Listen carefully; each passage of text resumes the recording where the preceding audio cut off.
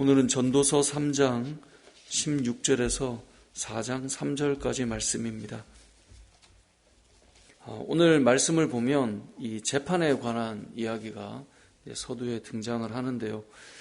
우리가 이제 가끔 신문을 보다 보면 어떤 이 사건 사고를 이제 판결을 하는 이 재판에 대한 기사를 볼 때, 왜 저렇게 판결을 했지? 이제 그런 생각이 들 때가 가끔 있습니다. 다른 건 몰라도 사법기관만큼은 특별히 더 정의로워야 된다라는 생각을 우리가 사실 다 하고 있는데, 그렇게 느끼지 못할 때가 종종 있다라는 거죠. 유명한 말이지만 유전무죄, 무전유죄라고 하는 이 말을 한국 사람들에게 설문조사를 해봤습니다. 실제로 이렇게 흘러간다라고 생각하느냐? 그랬더니 80% 이상의 국민이 다 그렇게 생각한다라고 대답하더라고요. 그러니까 무전유죄, 유전무죄 이건 모든 이 국민의 80%면 엄청난 수치 아닙니까? 많은 사람들이 보니까 정말 그렇게 가더라 라는 생각을 하더라는 거죠. 근데 이게 우리나라만 그런가? 그게 아니라 미국 사회도 통계를 보니까요, 부모의 소득이 낮아질수록 이 교도소 수감률이 훨씬 높아요. 이렇게 그래프를 보니까 이 반비례 그래프를 쫙 그리고 있더라고요. 그러니까 소득이 올라가면 수감률이 떨어져요. 소득이 내려가면 수감률이 높아져요. 물론 그 안에는 여러 가지 원인들이 분명히 있을 거지만 그 그래프를 보고 미국 사회도 우리와 비슷한 생각을 다 하고 있다라는 것을 이 기사를 본 적이 있습니다.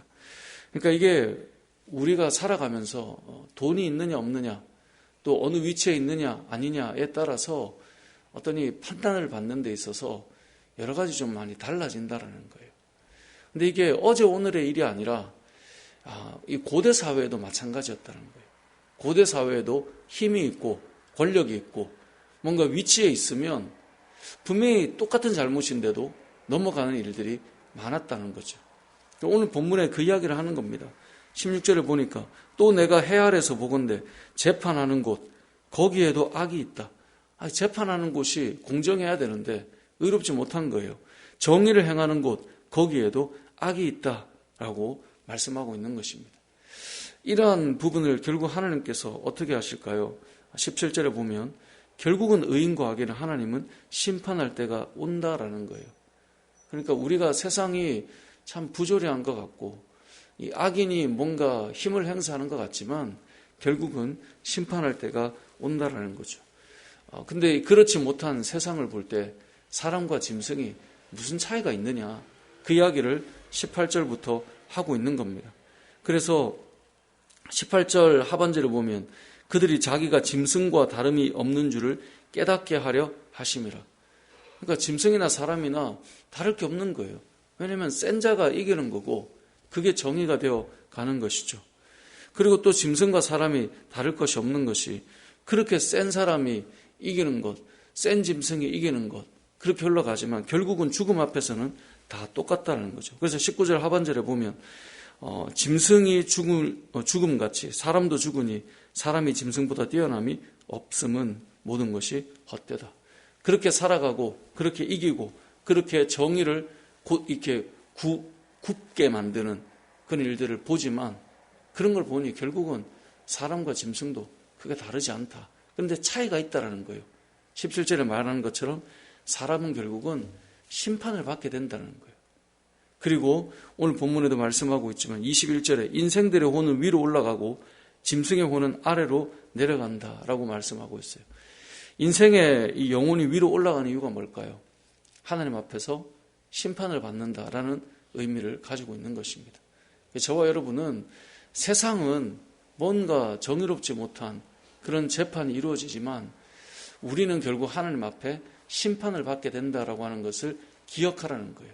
그러면서 이런 정의가 무너진 세상에서 그럼 우리가 해야 될 역할이 뭔가? 오늘 본문은 두 가지를 말씀하고 있는데요. 첫 번째는 우리가 있는 자리에서 우리는 정의를 행하고 살아야 되는 우리의 몫이 있다 이겁니다. 그게 22절인데요. 그러므로 나는 사람이 자기 일에 즐거워하는 것보다 더 나은 것이 없음을 보았나니.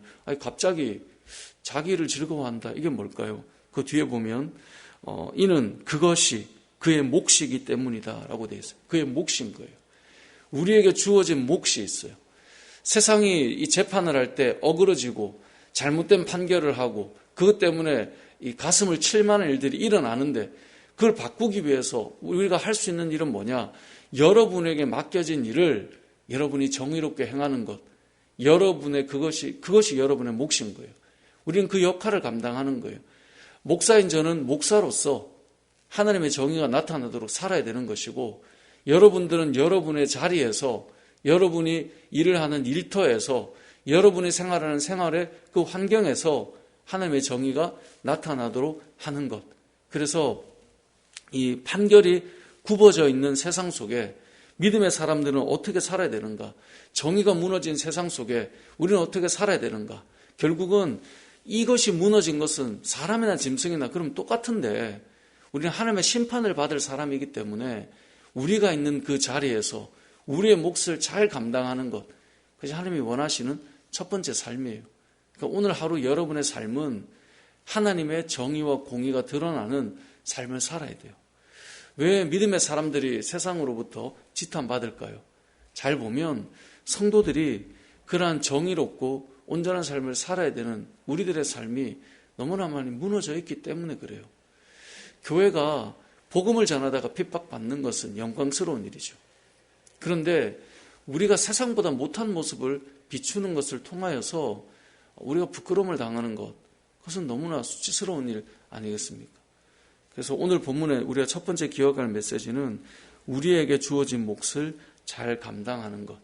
이것이 우리가 기억해야 될 정의가 무너진 세상에서 우리가 기억해야 할 첫 번째 메시지입니다. 두 번째는 정의가 무너진 세상에서 우리가 해야 될 역할은 우리의 몫만 잘 감당하면 되느냐? 그게 아니라 4절에 보면 우리가 위로자가 되어 주어야 한다라는 것입니다.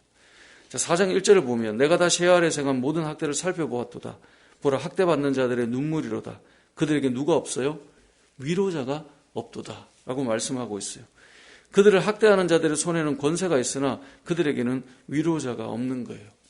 정의가 어그러지고 판결이 잘못 나고 억울하고 분통이 터지는 일이 생길 때 필요한 사람이 누구입니까?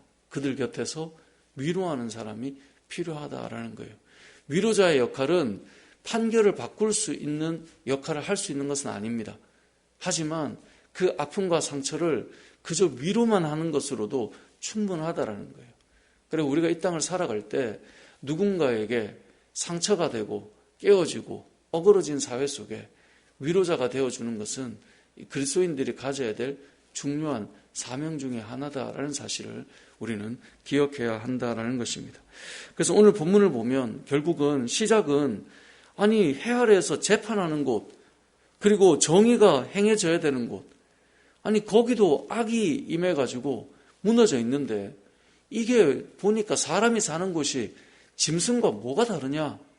근데 우리가 기억해야 될 것은 우리는 하나님의 심판이 있다라는 것을 반드시 기억해라 하고 말하면서 두 가지를 말씀하는 것을 꼭 기억했으면 좋겠습니다. 오늘 하루 저와 여러분의 삶이 주어진 일들을 기쁨으로 감당하며 하나님의 정의를 드러내는 우리의 몫을 우리가 잘 감당하는 것.